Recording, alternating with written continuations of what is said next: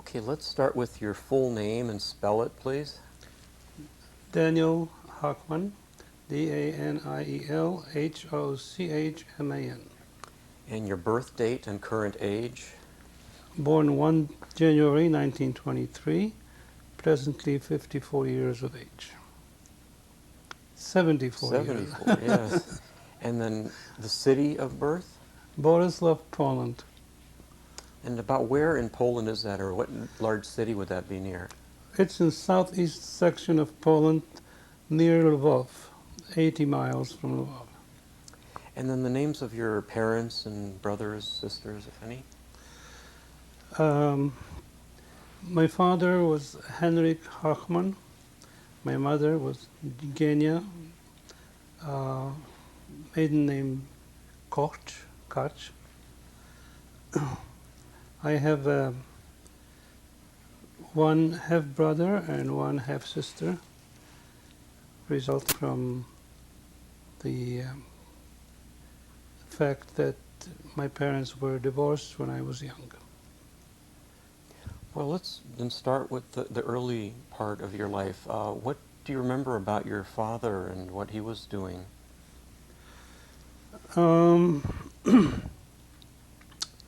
I don't remember much about my father because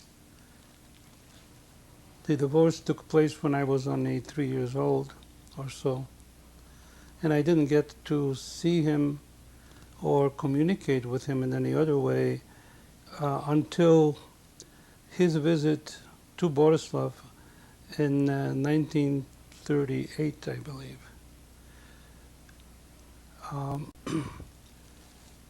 So I can't tell you much about my experience with him.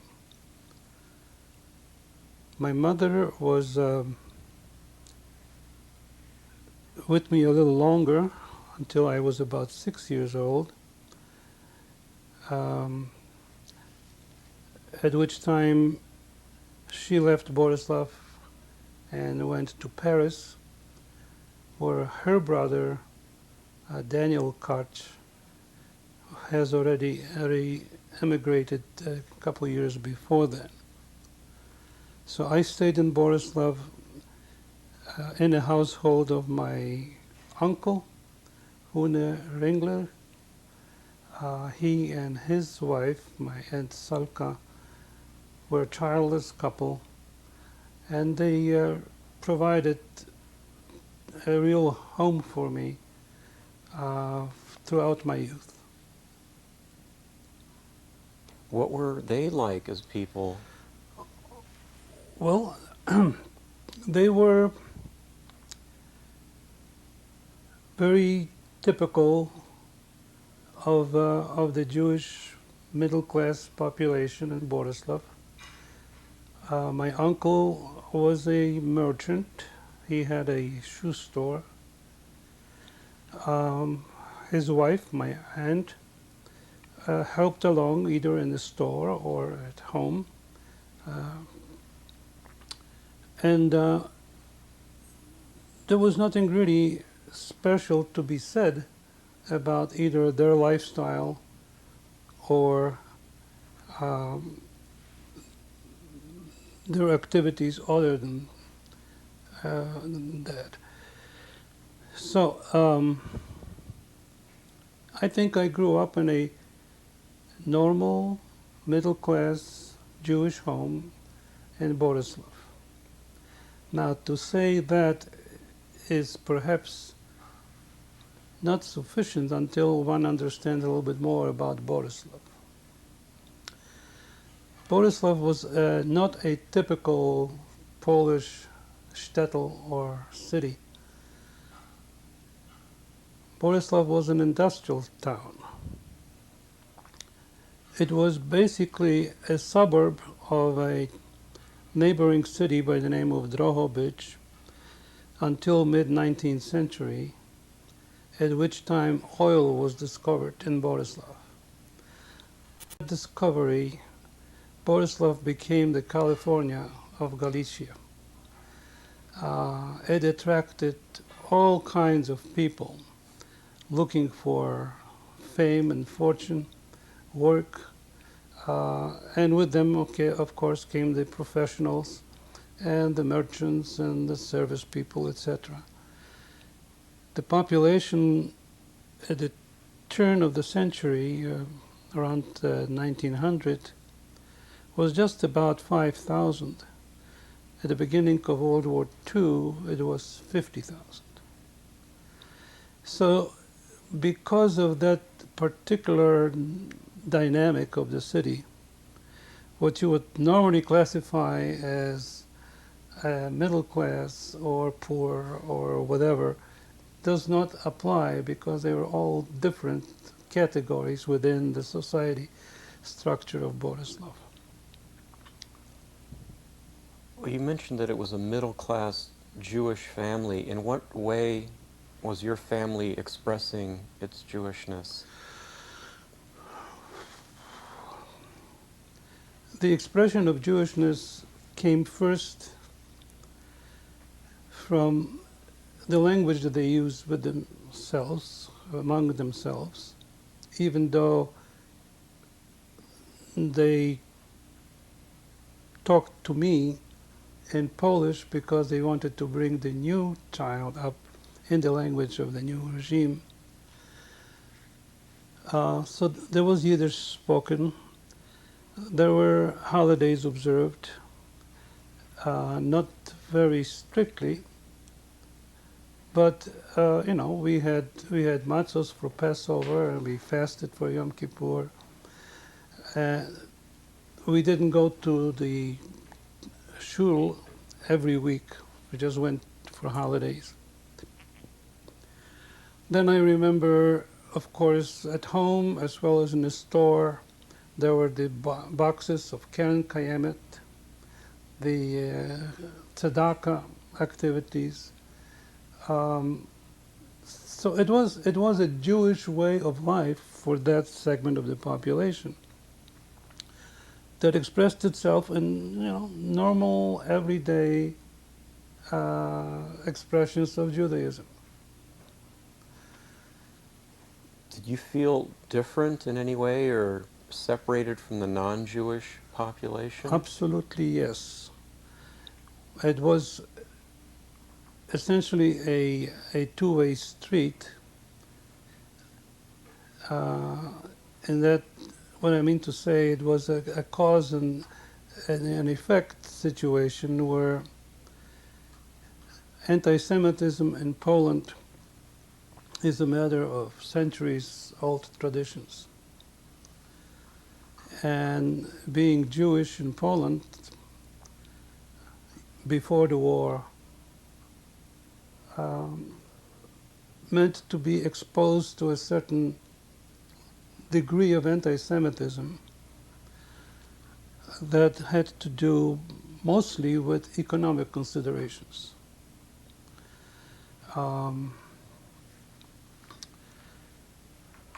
By that I mean the Poles and the Ukrainians were somewhat jealous of the Jews being the merchants, and Jews pretty much running the financial matters in the city. Without realizing that historically they themselves were the cause of it. Because, going back a few hundred years, the Jews were not permitted to own land or engage in a number of different professional pursuits. So they had to go to commerce and financial operations as an exit from the restrictions they were under. But still, the situation changed for the worse, even compared with the pre-war conditions in the 1920s, It changed in the 1930s with the event of Hitler coming to power in Germany. It had a tremendous impact on the attitude of the Gentiles toward Jews in Poland and the openness of the anti-Semitism to where there were open accusations by the press of Jews engaging in things that they were critical of. Um,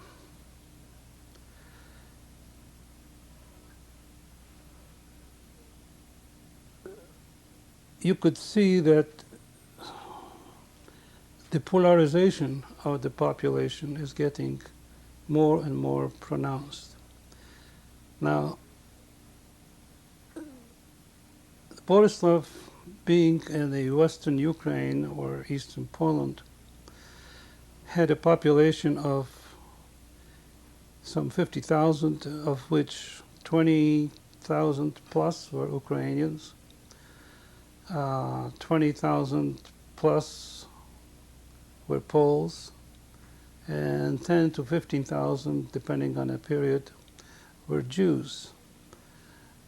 And by the 1930s, it was clear that the Ukrainians hate the Poles, and the Poles hate the Ukrainians, and both the Ukrainians and the Poles hate the Jews. Of course, on top of that, the economic situation, worldwide crisis, uh, recessions, uh, made it more difficult for the Jewish merchants to survive and for the Jewish business people to make any Were progress. there any specific episodes or situations where you or your aunt and uncle were exposed to this type of attitude in your day-to-day life? Well, my uncle had a shoe store, and it would not be unusual to have somebody come in off the street and pretend that they want to buy some shoes or something and go through a routine of trying on 6 or 7 different pairs and finally insult the uncle and say, "Oh, you dirty Jew, you don't know, you don't belong to this business. Isn't there a Christian store someplace nearby?" And this kind of stuff, it wasn't that frequently encountered immediately after World War I, when Pilsudski was still in power in Poland. But after the 1930s, the 1933, it became very, very bad in the direct criticism. The newspapers were running a campaign of actually displacing the Jews from the commerce by encouraging the formation of Polish-only stores with financial support from various organizations to do that, to drive the Jews out of the business. So they would set up a Polish store right next to a Jewish store. Direct competition, encroachment, and eventually displacement. Along with the criticism of the Jews for whatever it was believed that they were doing wrong, what did the Polish people want the Jews to do? Do they have some solution to this? Well, there was a lot of talk about going to Palestine, throwing them out to Palestine.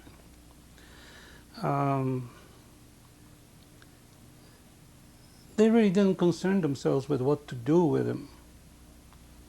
Just getting rid of them was the main theme of their program. So along with all the dirty Jew type comments, there wasn't a a follow-through of why don't you leave? I mean, was there talk of violence instead of we're going to kill you? What was the Not attitude? directly. No, there were innuendos. I personally did not uh, witness any scene like that. Personally, I was exposed to the expression "dirty Jew" when I was in high school, and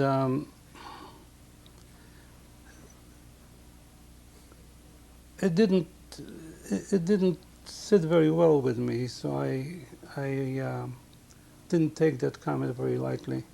What did you do if somebody said that kind of thing to Well, you? in this instance, it was during recess, and I was very good in mathematics, and I had the reputation of being very good in mathematics. I was approached by a girl in our class, a Gentile girl, with a question about the math problem that she had difficulty with. And I was standing there in the corridor explaining the solution to the problem to her as best I could. A young Polish student came over excited. "You dirty Jews, stay away from our Catholic girls." When I heard that, I just let my right fist fly, and I hit him in his nose and his mouth. And he kind of reeled back across the corridor, hit the wall, sat down. Blood started coming out of his nose and mouth, and a commotion started, of course. Um, the end result of it was I was sent home. Uh, he was sent home. There was no disciplinary action against me because I think I had the sympathy of at least the math teacher who was following in. It was going to be the math class next. And the director of the school, the administrator, just let it drop. He and I never spoke again to each other. And I still advised some girls in mathematics or physics or whatever it was. Well, how typical would you say your attitude and response to this anti-Semitism was compared to the others? Well, it wasn't typical in that I haven't witnessed any scenes where actually blood was flowing. But as time went on in high school, the separation of the Jewish kids from the non-Jewish kids became more and more pronounced. We would travel in our own circles, form our own groups of friends. We came to gymnastics or physical um, phys ed classes. We would form athletic clubs separate from one another. And then once a year, beginning in 1934, 35, we would have a Jews versus a non-Jew soccer match. and you know, that's how clear-cut it was. There were very few that I can think of friendships between Jews and non-Jews, either in school or out of school.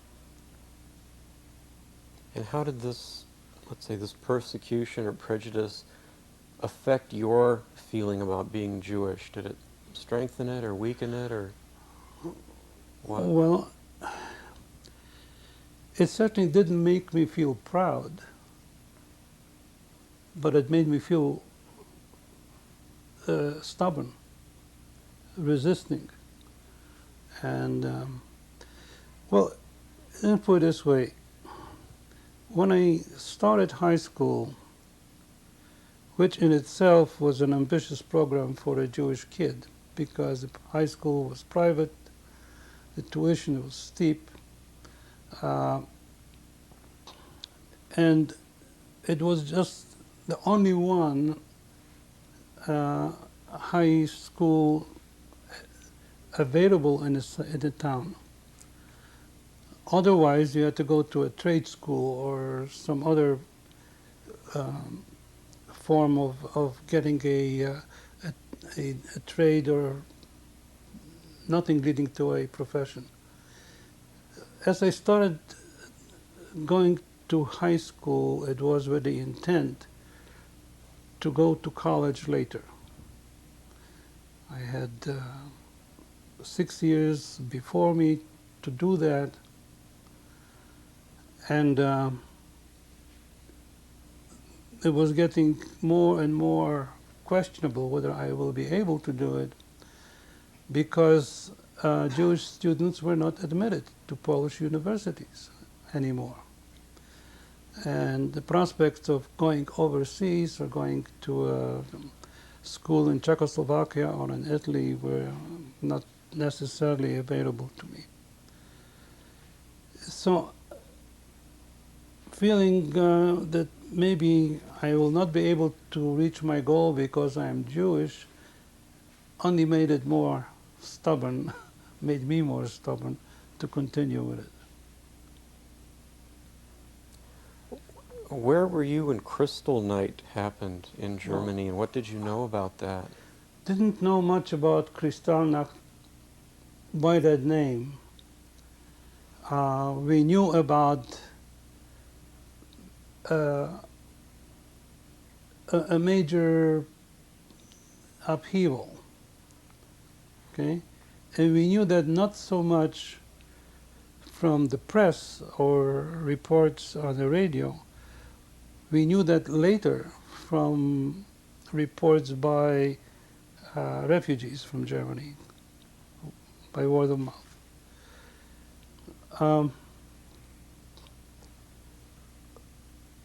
I don't know that it had a tremendous impact on us. Was there any thought in you, with you or your aunt and uncle, about trying to get out or how to deal with this growing oppression? It wasn't feasible. As I said, he was